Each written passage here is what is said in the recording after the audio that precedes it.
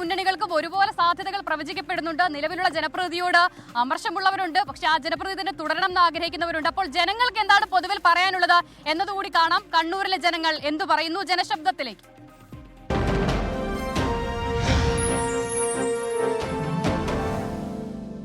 Vote ചെയ്യാൻ പോകുന്ന UDF-നാണ്. കാരണം ഞാൻ ഒരു ഇന്ത്യ വൺ പെൻഷൻകാരനാണ്. കഴിഞ്ഞ പ്രാവശ്യം 2500 രൂപ പെൻഷൻ നൽകാമെന്ന് അധികാരത്തിൽ വന്ന് കയറിയിട്ട് ജനങ്ങളെ പറ്റിച്ചൊരു ഗവൺമെൻറ്റാണ് LDF എന്നത്. ഞങ്ങളുടെ ആവശ്യം 10000 രൂപ പ്രതിമാസം പെൻഷൻ നൽകുക എന്നുള്ളതാണ്. അതിപ്പോൾ UDF-മായിട്ട് ധാരണയിൽ സംയുക്ത മുന്നണി എന്ന OAP ടീം എത്തിയിട്ടുണ്ട്. പ്രതിമാസം 3000 രൂപ തുടക്കത്തിൽ പിന്നീട് 5000 ആക്കാമെന്നും പറഞ്ഞിട്ടുണ്ട്. അതുകൊണ്ട് തന്നെ നമ്മൾ UDF-നായിരിക്കും സപ്പോർട്ട് ചെയ്യുക. ധർമ്മടത്തിൽ പിണറായിയല്ലേ പോസിറ്റീവ് മുതൽ പിന്നെ പിണറായിൻ്റെ ചെയ്ത കാര്യത്തിൽ പോസിറ്റീവ് നല്ല കാര്യം തന്നെയല്ലേ കാണിച്ചിട്ടില്ല കുറേ കാര്യങ്ങൾ.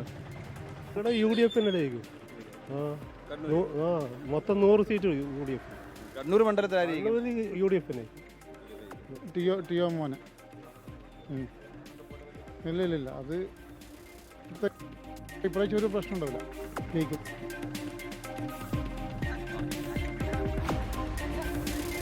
അപ്പോൾ നമ്മൾ ഒട്ടകത്തിന്റെ മുകളിൽ നിന്ന് ഇറങ്ങിയിട്ടുണ്ട്. നമ്മൾ ഒട്ടകത്തിന്റെ മുകളിൽ നിന്ന് ഇറങ്ങിയിട്ടുണ്ട്. അജീഷ്, ഇനി നമുക്ക് പോകേണ്ടത് ആളുകളിലേക്കാണല്ലേ. അപ്പോൾ വൈകുന്നേരം ബീച്ചിലേക്കൊക്കെ എത്തിയ ആളുകൾ അവർക്ക് എൻജോയ്മെന്റ് മൂഡ് മാത്രമാണോ ഉള്ളത്, അതോ മണ്ഡലത്തെക്കുറിച്ച് അവർക്ക് എന്തെങ്കിലുമൊക്കെ പറയാൻ ആഗ്രഹമുണ്ടോ എന്നത് കൂടി നോക്കാം അല്ലേ?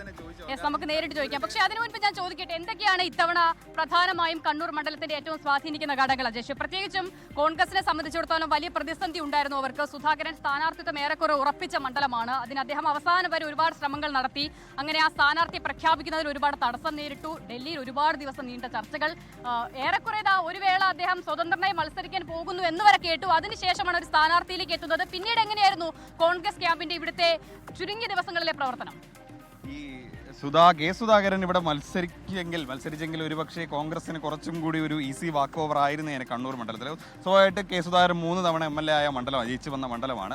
മാത്രമല്ല അദ്ദേഹത്തിന് വലിയ പിന്തുണയുണ്ട്. കണ്ണൂരിലെ കോൺഗ്രസ് എന്നാൽ കെ സുധാകരനാണ്. അത്രയധികം ജനപിന്തുണ കോൺഗ്രസ് പാർട്ടിക്കകത്ത് അദ്ദേഹത്തിനുണ്ട്. സ്വാഭാവികമായിട്ടും അദ്ദേഹം മത്സരിക്കും എന്നുള്ളൊരു അഭ്യൂഹങ്ങളൊക്കെ വന്ന സമയത്ത് ഒരുപാട് പാർട്ടിക്കകത്ത് തന്നെ വലിയ ആവേശമുണ്ടായിരുന്നു. പക്ഷേ അദ്ദേഹത്തിന് സീറ്റില്ല എന്നുള്ളൊരു അറിയിപ്പ് വന്നതോടെ നമ്മൾ ഈ DCC ഓഫീസിന് മുന്നിൽ കണ്ടതാണ്. വലിയ പ്രതിഷേധമൊക്കെ ആയി. പാർട്ടിക്കകത്ത് തന്നെ വലിയ പ്രതിഷേധം ഉണ്ടായിരുന്നു. ഈ പേരാവൂരിൽ പോലും പലയിടത്തും ഫ്ലക്സുകളൊക്കെ ഉയർന്നു. കെ സുധാകരന് സീറ്റില്ലെങ്കിൽ സണ്ണി ജോസഫ് അടക്കം ജയിച്ചു പോകുന്നത് എങ്ങനെയൊന്ന് കാണാമെന്നൊക്കെ രീതിയിലുള്ള ഫ്ലക്സും പോസ്റ്ററുകളൊക്കെ വന്നിരുന്നു. സ്വാഭാവികമായിട്ടും അദ്ദേഹത്തിന് സീറ്റില്ല എന്നറിഞ്ഞപ്പോൾ വലിയ എതിർപ്പുകൾ ഉണ്ടായിരുന്നു. പക്ഷേ അതൊക്കെ പിന്നീട് മായുന്നതാണ് കണ്ടത്. ഇപ്പോൾ എല്ലാവരും ഒറ്റക്കെട്ടായി കോൺഗ്രസ് പാർട്ടിക്ക് ഒരുമിച്ച് ചേർന്ന് ടിഒ മോഹന് വേണ്ടി പ്രചരണ രംഗത്ത് സജീവമായിട്ട് തന്നെയുണ്ട്. പക്ഷേ എങ്കിൽ പോലും ഈ കോൺഗ്രസിനകത്ത് കോൺഗ്രസ് പാർട്ടി ആയതുകൊണ്ട് തന്നെ ഈ കാലുവാരലടക്കമുള്ള സംഭവങ്ങൾ മുമ്പും കേട്ടിട്ടുള്ളത് കൊണ്ട് തന്നെ എന്തെങ്കിലും ഒരു സാഹചര്യത്തിൽ അങ്ങനെ ഉണ്ടാകുമോ എന്നുള്ളൊരു ഭയം കോൺഗ്രസിലുണ്ട്. എന്തായാലും അങ്ങനെ ഒന്നും സംഭവിച്ചില്ലെങ്കിൽ ടിഒ മോഹന് കുറച്ചും കൂടെ അനുകൂലമാണ്.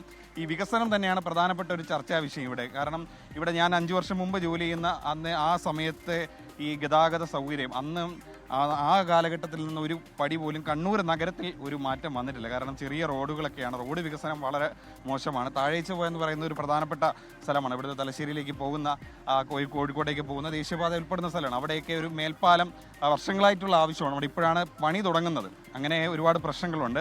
ടൂറിസം മേഖലയുമായി ബന്ധപ്പെട്ട ഒരുപാട് വികസനങ്ങൾ ഇവിടെ വന്നിട്ടുണ്ട്. 1600 കോടി രൂപയുടെ വികസന പദ്ധതികൾ നടപ്പിലാക്കിയെന്നാണ് കടന്നപ്പള്ളി അവകാശപ്പെടുന്നത്. എന്തായാലും ഈ വികസനമാണ് പ്രധാനപ്പെട്ട ഒരു ചർച്ചാ വിഷയം കണ്ണൂരിൽ. അത് തർക്കമില്ല. പക്ഷേ എങ്കിൽ പോലും ഈ അടിയൊഴുക്കുകൾ എങ്ങോട്ടാണെന്ന് നമുക്ക് പ്രവചിക്കാൻ പറ്റില്ല, ആരെ പിന്തുണയ്ക്കുമെന്നുള്ളത്. അപ്പോൾ നമുക്ക് ആളുകളുടെ പ്രതികരണമൊക്കെ ഇനി തേടേണ്ടതുണ്ട്. അതിന് മുൻപ് മണ്ഡലത്തിന്റെ ഒരു പൊതു സാഹചര്യം കൂടിയാണ് അധ്യക്ഷൻ പറഞ്ഞത്. പക്ഷേ ഞാൻ ഒട്ടകത്തിന്റെ മുകളിൽ എന്ന് പറഞ്ഞപ്പോൾ പയ്യാമ്പലം തെറ്റിപ്പോയോ എന്നൊരു സംശയമുണ്ട് അല്ലേ? അതെ, പയ്യാവൂര് എന്ന് പറയുന്നത് കണ്ണൂരിലുള്ള ഒരു സ്ഥലം തന്നെയാണ്. അത് പക്ഷേ ഇരിക്കൂർ മണ്ഡലത്തിലാണ്. അതെ. പക്ഷേ എന്നാലും ഇത് പയ്യാമ്പലം കണ്ണൂരിന്റെ ഒരു ട്രേഡ് മാർക്ക് ആയ സ്ഥിതിക്ക് തെറ്റിപ്പോകാൻ പാടില്ലാത്തതായിരുന്നു. പക്ഷേ ഒട്ടകത്തിന്റെ മുകളിൽ കയറി ഒരു ചെറിയ ടെൻഷൻ കൊണ്ട് തെറ്റിപ്പോയതാണെന്നാണ് തോന്നുന്നത്.